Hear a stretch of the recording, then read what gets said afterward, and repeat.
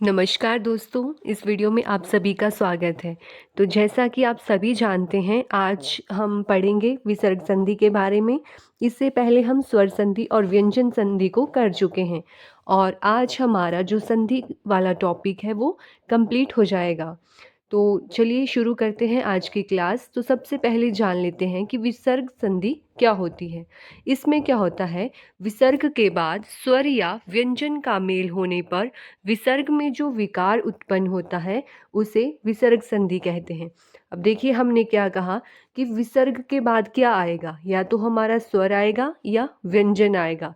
जब हमारे पास विसर्ग के बाद स्वर या व्यंजन इनका मेल होगा तो जो विकार उत्पन्न होगा उसी को हम क्या कहेंगे, उसी को कहेंगे विसर्ग संधि। तो देख लेते हैं आगे, इसके कुछ नियम हैं उनको जान लेते हैं। विसर्ग संधि में जो हम पहला नियम पढ़ेंगे वो है विसर्ग का ओ हो जाना। मतलब जो हमारा विसर्ग होगा वो परिवर्तित हो जाएगा ओ स्वर में। देख लेते हैं कैसे। यदि विसर्ग के पहले अ, जहाँ पे विसर्ग होगी और उससे पहले अ होगा, और बाद में भी क्या होगा, प्लस बाद में भी हमारे पास अ आएगा, अथवा प्रत्येक वर्ग का तीसरा, चौथा, पांचवा वर्ण और साथ में अंतस्थ व्यंजन तथा ह हो तो विसर्ग का ओ हो जाएगा। नीचे देखते हैं, ऐसे आपको समझ नहीं आएगा। देखिए इधर क्या कहा गया कि विसर्ग से पहले अ होगा, तो यहाँ पे अ है, और विसर्ग के बाद भी क्या होगा, अ होगा, तीसरा, चौथा, पांचवा जो वर्ग है उसका कोई भी वर्ण होगा, या अंतस्थ व्यंजन होगा, या ह होगा। तो उस स्थिति में क्या होगा, जो विसर्ग होगी उसका बन जाएगा ओ, और विसर्ग से पहले जो अ है वो वैसा का वैसा नीचे आ जाएगा, और विसर्ग के बाद जो भी वर्ण होगा वो भी ज्यों का त्यों नीचे आ जाएगा। इसको समझते हैं एक उदाहरण से, तब हमें क्या है, आसानी से समझ आएगा। हमारे पास उदाहरण के लिए शब्द हैं तपह प्लस भूमि। अब यहाँ पे हमें पता है प कैसे बनता है। प के साथ है हमारा अ स्वर। अब यहाँ पे विसर्ग से पहले क्या है, अ है, और भूमि, भू, भ क्या है हमारा, प वर्ग का कौन सा वर्ण है, ये हमारा चतुर्थ वर्ण है ये। तो हमने पढ़ा कि अगर विसर्ग के बाद तीसरा, चौथा और पांचवा वर्ण भी आएगा तो क्या होगा, वो विसर्ग संधि में ही होगा। तो यहाँ पे देखिए, विसर्ग से पहले यहाँ पे अ है, और इधर क्या है हमारा चतुर्थ वर्ण भ है। तो अब इस स्थिति में क्या होगा, जो हमारी विसर्ग है उसका ओ बन जाएगा, और यहाँ पे क्या बचा, तप, और इधर क्या बचा हमारे पास, भूमि। तो इसका क्या बन गया, तपो भूमि।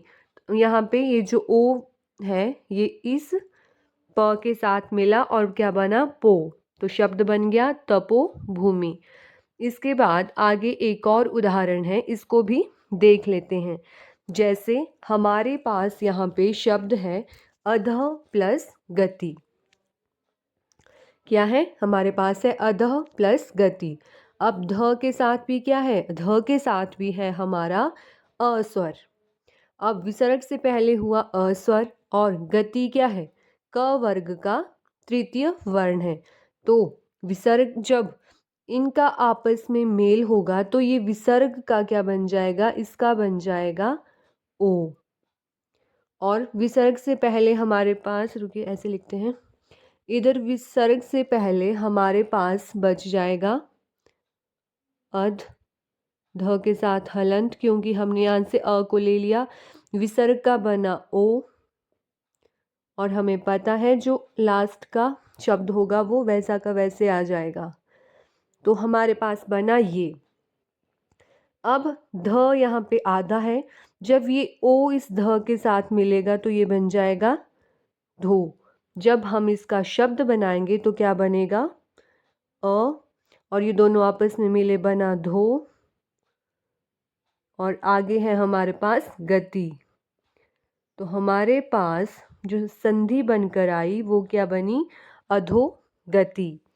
इसके बाद एक और उदाहरण देख लेते हैं। यहाँ पे है तप प्लस बल। अब प में भी क्या है हमारा? प में भी है हमारा अ स्वर। तो यहाँ से लिया हमने अ, फिर उसके बाद है विसर्ग प्लस यहाँ पे है बल। तो बल भी क्या है हमारा? प वर्ग का तृतीय वर्ण है। तो क्या होगा? यहाँ पे जो हमारा विसर्ग है उसका बन जाएगा ओ। देख लेते हैं कैसे। देखिए, प में से हमने अ को ले लिया, तभी तो हमारे पास क्या है? विसर्ग का बनेगा ओ। तो विसर्ग का बना ओ, और जो दूसरा शब्द है उसको हम वैसे ही लिख देते हैं। शब्द बना तप ओ बल। अब हमें पता है प क्या है? बिना स्वर के है, और ओ क्या है? स्वर है। तो जब ये ओ हमारे प के साथ मिलेगा तो शब्द बन जाएगा त पो, हलंत हट जाएगा, तपो बल। तो तपह प्लस बल की जो संधि होगी वो होगी तपो बल। अब इसमें क्या है? एक अपवाद भी है। कैसा? पुनः एवं अंतः में विसर्ग का र हो जाता है। अब ऊपर हमने क्या पढ़ा कि विसर्ग का ओ बनेगा, लेकिन जो अपवाद है उसमें कहा गया है कि पुनः एवं अंत में जो विसर्ग लगी हुई होगी उसका बनेगा र। र कैसा? हलंत के साथ। तो इसको भी उदाहरण से देख लेते हैं। देखिए, यहाँ पे हमारे पास शब्द है पुनः प्लस मुद्रण। अब पुनः के में हमने पढ़ा कि जो न विसर्ग है उसका र बन जाएगा। तो पुन तो वैसे रहा और इसका बन गया र, मुद्रण वैसे। तो शब्द बन गया पुनर्मुद्रण। आगे एक और शब्द है पुनः प्लस जन्म। इसमें भी जो पुन है वो वैसे रह जाएगा। विसर्ग का हमने पढ़ा र बनेगा, और अगला शब्द वैसा का वैसा, जन्म वैसे ही आ जाएगा। तो शब्द बनेगा पुनर्जन्म। ये देख लीजिए, शुद्धि में भी शब्द शुद्धि में भी ये शब्द पूछे जाते हैं कि पुनर्जन्म कैसे लिखते हैं। तो कंफ्यूजन कहाँ होती है कि र कहाँ लगता है। तो र जिस वर्ण के ऊपर लगेगा उस वर्ण से पहले उस र का उच्चारण होता है। आगे एक और शब्द है वो है अंतः प्लस धान। अब हमें यहाँ भी पता है कि अंतः में भी अगर जो विसर्ग है उसका परिवर्तन होगा र में। तो अंतः रहा हमारे पास ऐसे। ये है र प्लस धान, जो दूसरा शब्द है हाँ वो हमारे पास ज्यों का त्यों आ जाता है। तो जब हम इसका शब्द बनाएंगे तो इसका शब्द क्या बनेगा? इसका शब्द बनेगा हमारे पास, देखिए, अंत और र। हमें पता है जिस शब्द के ऊपर र लगता है उस वर्ण से पहले र का उच्चारण होता है। तो अंत र धा न। और एक और बात ध्यान में रखिए, ये जो र है ये इस आ की मात्रा पर लगेगा। क्यों? क्योंकि आ की मात्रा ध को पूरा कर रही है। तो ये ध बोलता है कि तुम र को भी सहारा दे दो। तो इस तरह से लिखेंगे अंतर ध्यान। अगर आपके पास इस तरह से लिखा हुआ आए अंतर धान, तो ये गलत है। क्यों? क्योंकि ये जो हमारा र है ये होगा कहाँ? आ की मात्रा पर। तो ये सही और ये गलत। इसके बाद देखते हैं विसर्ग का दूसरा नियम। वो क्या है? विसर्ग का र हो जाना। अब हमने ऊपर तो पढ़ा पुनः और अंतः में क्या होगा? र बन जाएगा विसर्ग का। लेकिन इसका अपना अलग एक और नियम है, उसको भी देख लेते हैं। यदि विसर्ग के पहले आ को छोड़कर कोई दूसरा स्वर हो, क्या है? विसर्ग है उससे पहले और आ को छोड़कर कोई भी अन्य स्वर होगा तो, और बाद में क्या होगा? बाद में होगा आ, उ, बड़ा ऊ, तीसरा चौथा पांचवा वर्ण या य र ल व हमारे अंतस्थ व्यंजन में से कोई हो तो विसर्ग का र हो जाता है। देख लेते हैं। अ आ को छोड़कर कोई अन्य स्वर, और दूसरी तरफ जो दूसरा शब्द होगा उसका प्रथम वर्ण क्या होना चाहिए? आ, उ, तीसरा, चौथा, पांचवा वर्ण या अंतस्थ व्यंजन। तो उस स्थिति में क्या होगा? जो विसर्ग है उसका परिवर्तन हो जाएगा र में, और पहले का वर्ण और दूसरे शब्द का पहला वर्ण वो ज्यों के त्यों लिख दिए जाएंगे। उदाहरण है हमारे पास नी प्लस धन। अब ये है नी, ये कैसे बना है? न प्लस ई, छोटी ई की मात्रा है तो ये ई। अब इसमें अंतिम जो वर्ण है वो है ई, तो यहाँ पे अ आ को छोड़कर अन्य स्वर होना चाहिए, तो अन्य स्वर है ई, और दूसरी तरफ है ध। ध क्या है? त वर्ग का चतुर्थ वर्ण है। तो अब जब ये इधर ई और ध आपस में मिल रहे हैं तो विसर्ग का बन जाएगा र, और नी वैसा का वैसा आ गया, और धन ये भी वैसा का वैसा आ गया। अब जब शब्द बनाएंगे तो शब्द बनेगा निर्धन। ये जो र है ये ध के ऊपर आ जाएगा और शब्द बना निर्धन। इसको देख लेते हैं। एक उदाहरण है हमारे पास, निहि प्लस आशा। अब हमने पढ़ा निहि में है हमारा ई, और आशा इधर आ गया हमारा आ, और बीच में विसर्ग। अब ये दोनों मिलेंगे तो विसर्ग का बन जाएगा र, और नी वैसा का वैसा यहाँ पे बच गया, प्लस र प्लस आशा। अब इसका जब हम शब्द बनाएंगे तो शब्द क्या बनेगा? नी, र को रहने दीजिए ऐसे, मैं आपको बताती हूँ, और दूसरा शब्द है आशा, ये बना नियाशा, और हमारे पास क्या बन रहा है? नी र आशा। तो अब देखिए र कहाँ लगेगा हमारा, ये हमें पता होना चाहिए।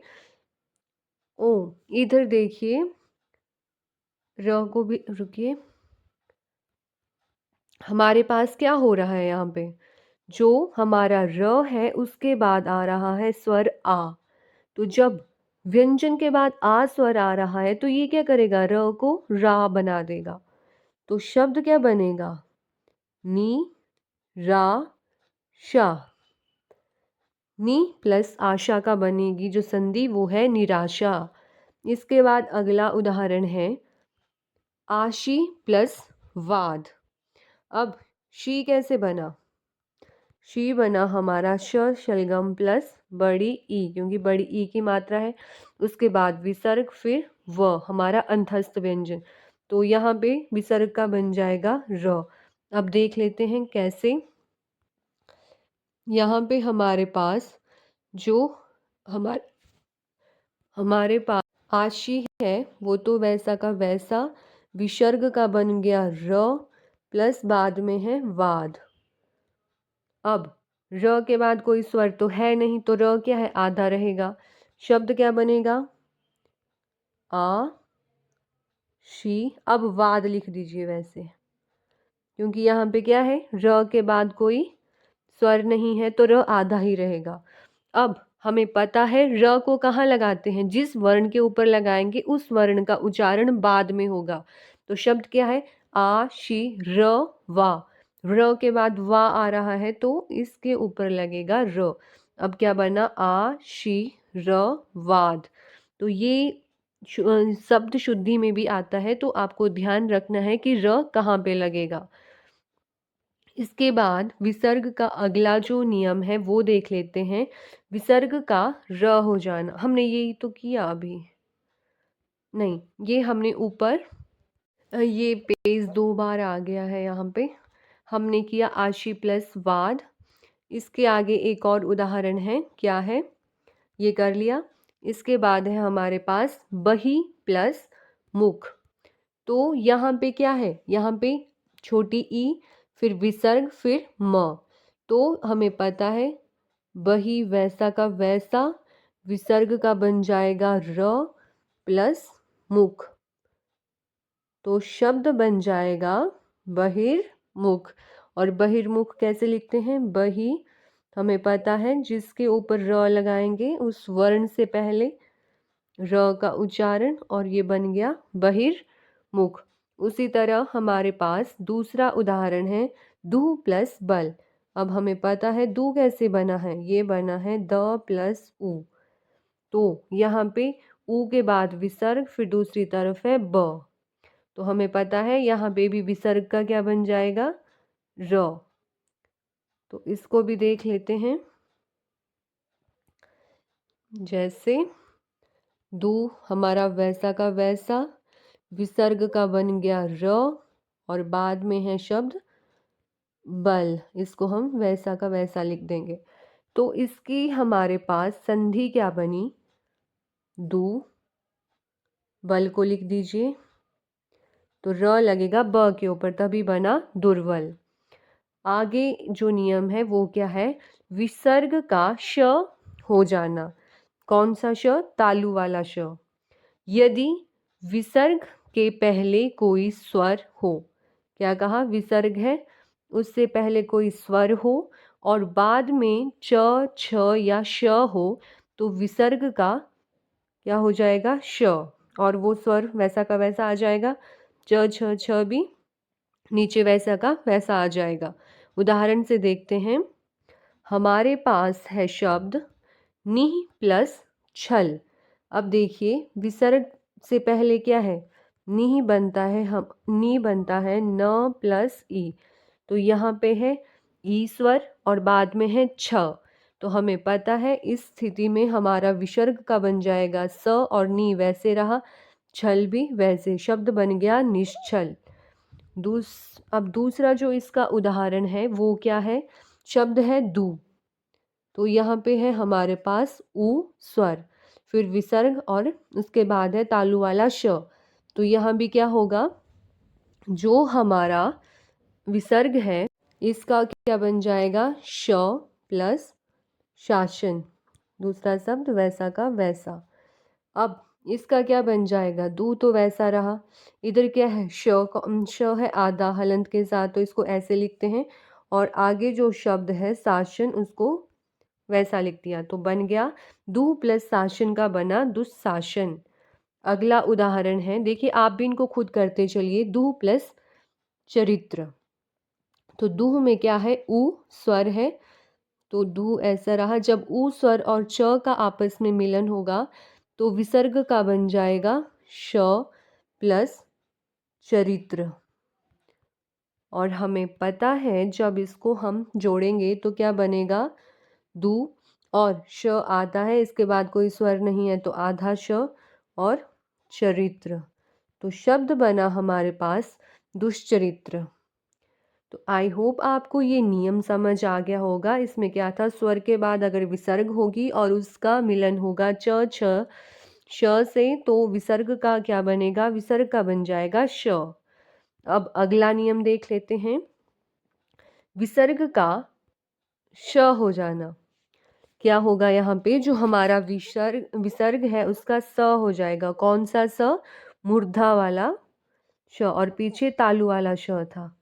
इसमें देख लेते हैं क्या होगा, विसर्ग के पहले ई उ और बाद में क ख ट ठ प फ में से कोई वर्ण होगा तो विसर्ग श में बदल जाएगा। मतलब क्या बोला गया है कि ई उ है, फिर विसर्ग है, उसके बाद क ख ट ठ प फ ये वर्ण आ रहे हैं, तो उस स्थिति में क्या होगा, जो विसर्ग है उसका बन जाएगा श, मूर्धा वाला श। उदाहरण है निह प्लस फल। अब यहाँ पे ई निह कैसे बना, न हलंत के साथ प्लस ई, तो यहाँ पे ई के बाद आया फ। हमने देखा कि फ आएगा विसर्ग के बाद तो उस विसर्ग का बन जाएगा श। तो यहाँ पे ई, फिर विसर्ग, फिर दूसरे शब्द का प्रथम वर्ण फ, तो विसर्ग परिवर्तित हुआ श में और शब्द बना हमारे पास, श आता है इसके बाद कोई स्वर नहीं है तो बना निष्फल।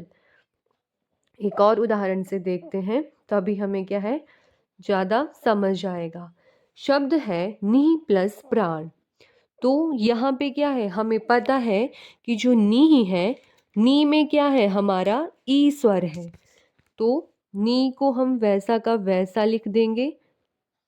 यहाँ पे ई स्वर है और प्राण कैसे बना, प्र, ये बना हमारा प और र, प आधा र पूरा। तो ई के बाद आ रहा है प, तो इस स्थिति में क्या होगा, विसर्ग का बन जाएगा हमारे पास, क्या बनेगा, विसर्ग का बनेगा श, ये वाला, प्लस प्राण वैसा का वैसा। अब जब इनको हम जोड़ेंगे तो क्या शब्द बनेगा, नी, श आधा है, इसके बाद कोई स्वर नहीं है तो ये आधा श, और बाद में है प्राण, तो प्राण वैसा का वैसा, शब्द बन गया निष्प्राण। एक और उदाहरण है, इसको भी देख लेते हैं। हमारे पास यहाँ पे शब्द है नी प्लस कंटक। नी में ई स्वर आ गया, ई स्वर मिल रहा है क वर्ण से, तो हमने पढ़ा जब ई का क, ख, ट, ठ और साथ में क्या था प, फ, इन वर्णों के साथ मेल होगा तो विसर्ग का क्या बनेगा, श बनेगा। तो नी बच गया वैसा, विसर्ग का बन गया हमारे पास स, और प्लस जो हमारे पास शब्द था दूसरा वो है कंटक। तो शब्द क्या बना, नी आधा श और कंटक, तो इसकी संधि हुई निष्कंटक, नी प्लस कंटक का बना निष्कंटक।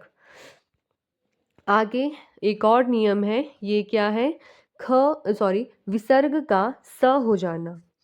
कौन सा स, दंत वाला स, ये स है, इसका उच्चारण दंत, उच्चारण स्थान है दंत। अब इसमें क्या होता है, विसर्ग के बाद यदि त, थ या स हो तो विसर्ग का स हो जाता है। ये बोल रहे हैं इस नियम में कि क्या है, हमारे पास स्वर है, उसके बाद हमारे पास विसर्ग है, और विसर्ग के बाद जो दूसरा शब्द है उसका प्रथम वर्ण त, थ, स, इनमें से कोई है तो विसर्ग का बन जाएगा स। कौन सा स, दंत वाला स। उदाहरण है नमः प्लस ते। अब म में है अ स्वर, तो अ स्वर का मिलन हो रहा है त के साथ, तो विसर्ग का बन जाएगा स। अब इसको जब हम जोड़, और जो दूसरे साथ में शब्द हैं वो वैसे नम ऐसे आ गया, और ते भी नीचे वैसा का वैसा आ गया। अब जब शब्द बनाएंगे तो वो क्या बनेगा, नम, स हलंत के साथ है तो आधा स और ते, नमस्ते। इसका एक और उदाहरण देखते हैं। शब्द है नी प्लस तेज। अब हमें पता है नी में क्या है, हमारा ई स्वर है, और उसके बाद आ रहा है हमारे पास त, तो नी तो वैसा का वैसा रहेगा, विसर्ग का बन जाएगा स प्लस तेज। तो जब शब्द बनाएंगे, शब्द बनेगा हमारे पास नी स आधा निस्तेज, ये हो गई इसकी संधि। एक और उदाहरण है नी प्लस संताप। इसमें भी क्या है, नी वैसा का वैसा, प्लस ई के बाद स आया तो विसर्ग का बन जाएगा स प्लस संताप। तो जब शब्द बनाएंगे तो शब्द क्या बनेगा, ये बन जाएगा नी, स के बाद कोई स्वर नहीं है तो आधा स और संताप, निसंताप, ये बन गया इसका शब्द। देख लीजिए ध्यान से कैसे लिखते हैं, वर्ण शब्द शुद्धि में भी ये पूछे जाते हैं। आगे है दू प्लस साहस। अब ऊ के बाद आ रहा है दंत वाला स, तो विसर्ग का क्या बन जाएगा, विसर्ग का बन जाएगा स, और इधर हमारे पास बचा दू प्लस विसर्ग का स बन गया। आगे है शब्द साहस। तो जब हम इसको जोड़कर लिखेंगे तो शब्द बन जाएगा दू, स के बाद स्वर नहीं है तो आधा स, और लास्ट में है सा, ह और स, तो शब्द बन गया दुस्साहस। दू और साहस का संधि हुई दुस्साहस। देखिए इसमें हमने क्या क्या पढ़ा। हमने देखा कि जब कंठ, क और ख, इसका उच्चारण कहाँ से होता है, कंठ से होता है, तो विसर्ग के बाद अगर क ख आ रहा है तो और ट ठ और प फ ये आ रहे हैं।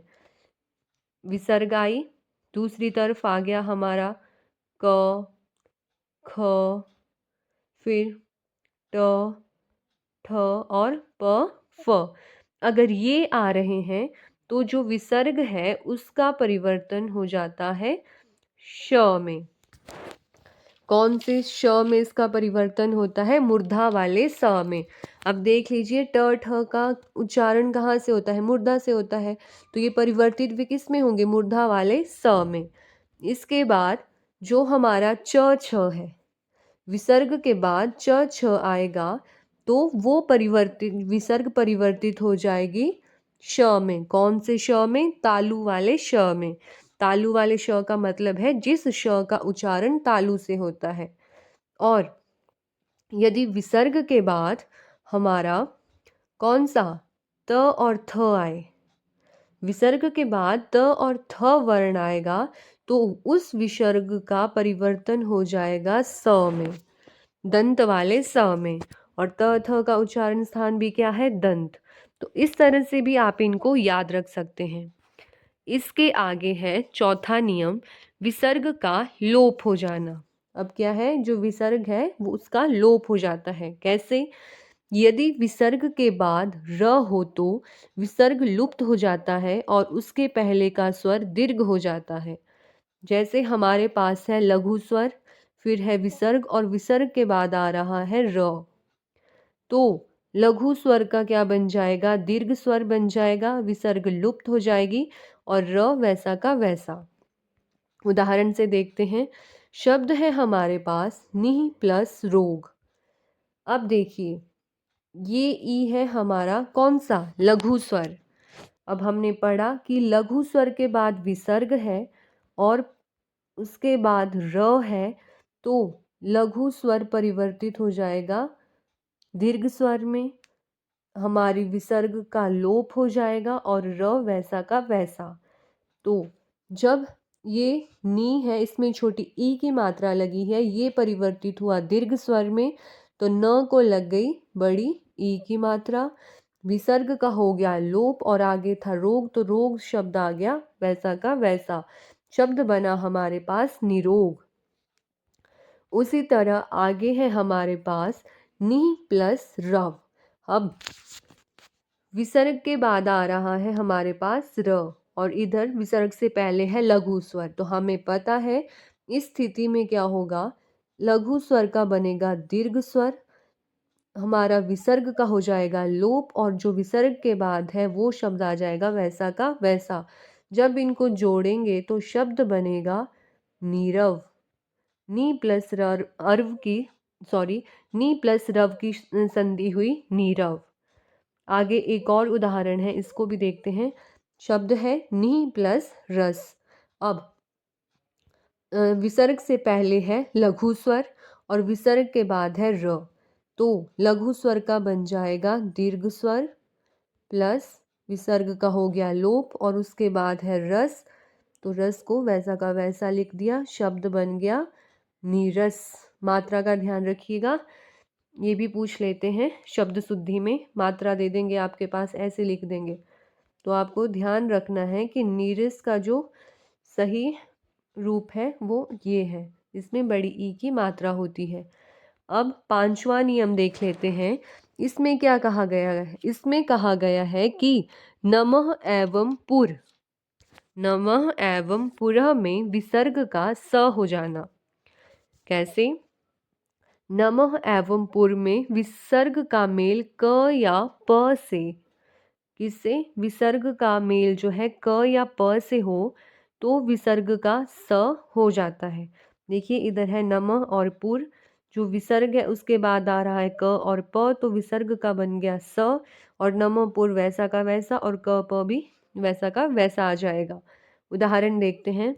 शब्द है नमः प्लस कार। अब यहाँ पे क्या है? विसर्ग से पहले है म और विसर्ग के बाद है कार। हमने क्या पढ़ा? हमने पीछे पढ़ा कि नम और पुर के बाद अगर क और प, तो यहाँ पे क आ रहा है और इधर नम है, तो इस स्थिति में क्या होगा?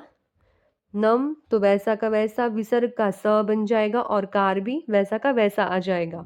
शब्द बना नमस्कार। आगे एक और उदाहरण है पुर प्लस कार। तो इसमें क्या है, हमने पढ़ा था कि पुर के बाद विसर्ग होगा और उसके बाद क होगा। तो उस स्थिति में भी क्या है, जो विसर्ग है उसका स बन जाएगा, बन गया स। और जो पहले वाला शब्द है वो वैसा का वैसा, पुर प्लस स प्लस कार। जब हम इनको जोड़ेंगे तो शब्द बनेगा पु र स आधा है स कार। पुरः प्लस कार की संधि हुई पुरस्कार। अब नीचे देखिए क्या है यहाँ पे, हमने जो जितने भी नियम पढ़े विसर्ग संधि में, उनमें हमने क्या पढ़ा कि जो विसर्ग है उसका ओ बन रहा है, र बन रहा है, श श स, इसमें परिवर्तित हो रही है हमारी विसर्ग। तो विसर्ग संधि के जो शब्द होते हैं उनका पता लगाना बहुत ही आसान होता है। कैसे, आपको शब्द मिला मनोरथ, तो आपको पता है जो हमने विसर्ग संधि पढ़ी उसमें जो विसर्ग है उसका ओ बन जाता है। तो आपने ओ को हटा के वहाँ पे विसर्ग लगा के देखना है। जैसे मन, ओ की जगह विसर्ग और बाद में रथ, तो ये हो गई मनोरथ का संधि विच्छेद। उसी तरह आगे और भी उदाहरण है, इनको भी देखते हैं। निष्कपट, अब हमें पता है कि जो श है, जब हम इस श को हटाएंगे और इसकी जगह विसर्ग लगाएंगे और आगे का शब्द वैसा का वैसा, तो ये क्या बन गया, नी प्लस कपट, तो ये इसका संधि विच्छेद हो गया। आगे एक और शब्द है निर्धन, इसका संधि विच्छेद देखते हैं। हमने पढ़ा था कि विसर्ग को हटाकर क्या है, र लगता है, तो ये हो गया इसका संधि विच्छेद, नी प्लस धन। उसी तरह आगे है नमस्ते, ये क्या है, हमने पढ़ा अभी कि जब हम जैसे इसको देखिए, नम स को हटाकर विसर्ग लगाएंगे प्लस ते, तो ये हो गया नमस्ते का संधि विच्छेद।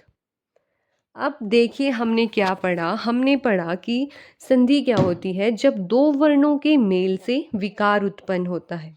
कैसे वर्ण, दो शब्द होंगे, पहले शब्द का अंतिम वर्ण और जो हमारा दूसरा शब्द होगा उसका पहला वर्ण, उन दोनों को मिलाकर जो विकार उत्पन्न होगा, विकार को हम क्या बोलते हैं, और बदलाव आएगा तो उसको हम बोलते हैं संधि।